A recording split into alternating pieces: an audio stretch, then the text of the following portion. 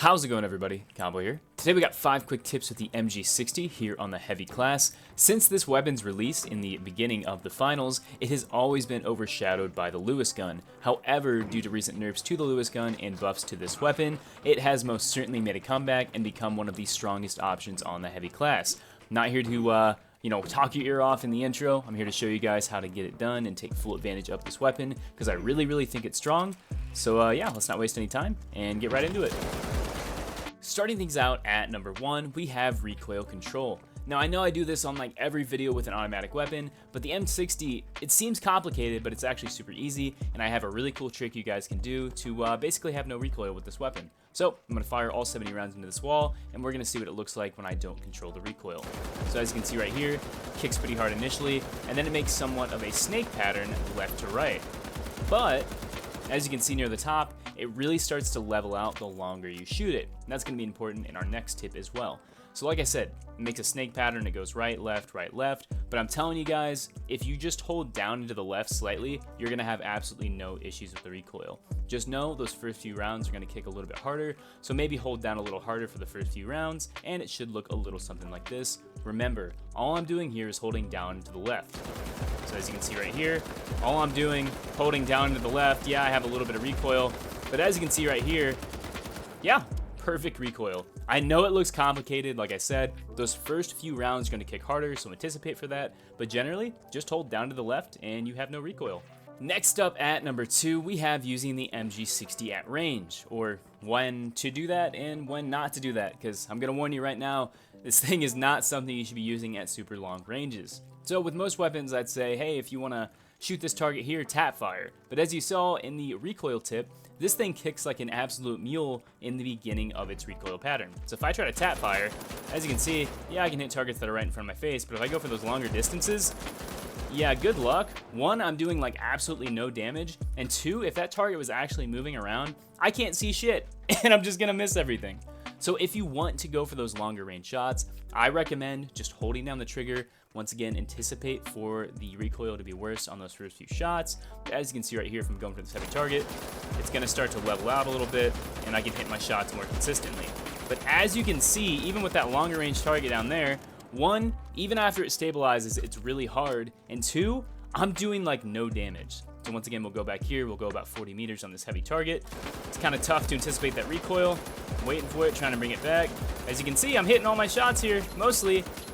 That's like a full magazine. I did my absolute best, and yeah, I took him down to about a quarter of his health. So if you want to use this thing at slightly longer ranges, do not tap fire, just hold it down, anticipate that recoil. If I'm being honest, anything past 25 meters, I think you should probably just get closer.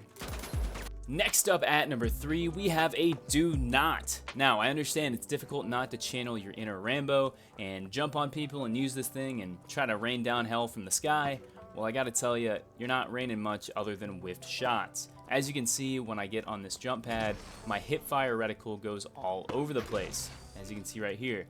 Let's say, okay, I'm right at a target's face like this, and I wanna do some damage, maybe I wanna jump on top of them.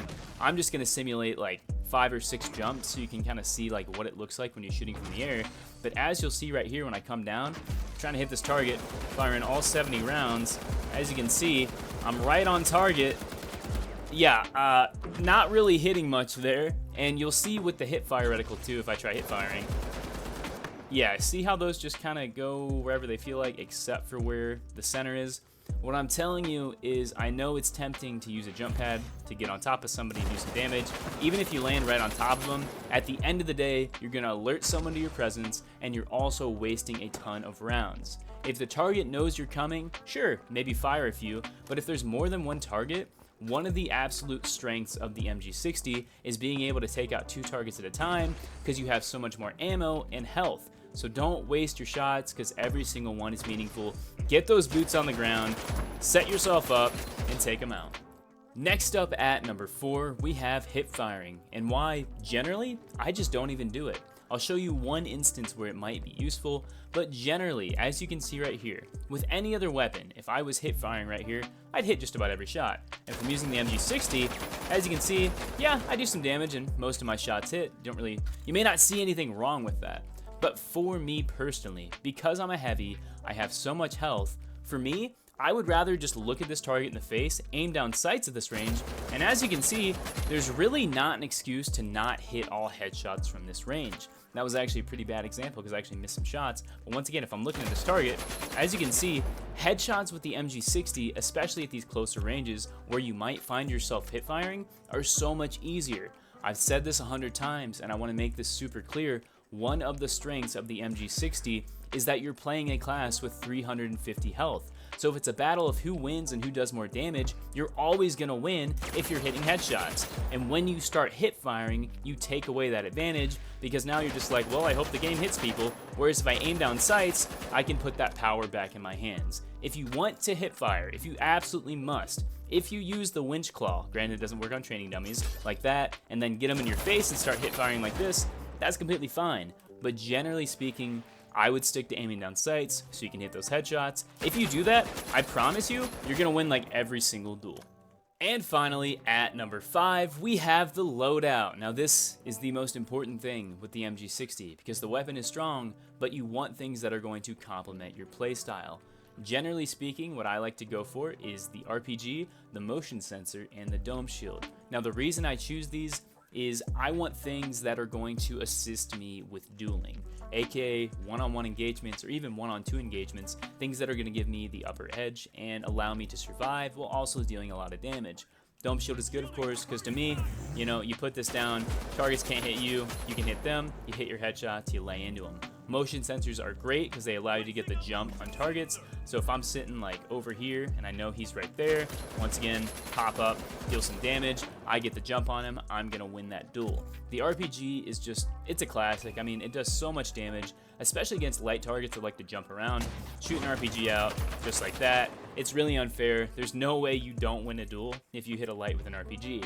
When it comes to your specialization, personally, I like the winch claw, although you can get away with really anything.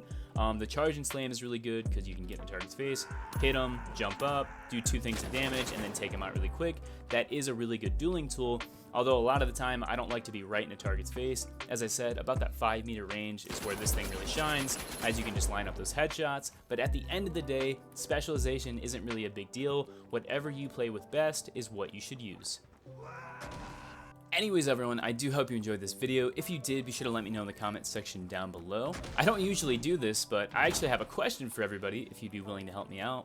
So, of course, I like to cover the weapons and the specializations, but before we know it, we're going to be out of both of those to cover. So what do you guys want to see? You want to see me reprise some guides? I could also post just general gameplay footage to, like, show you guys these tips in action.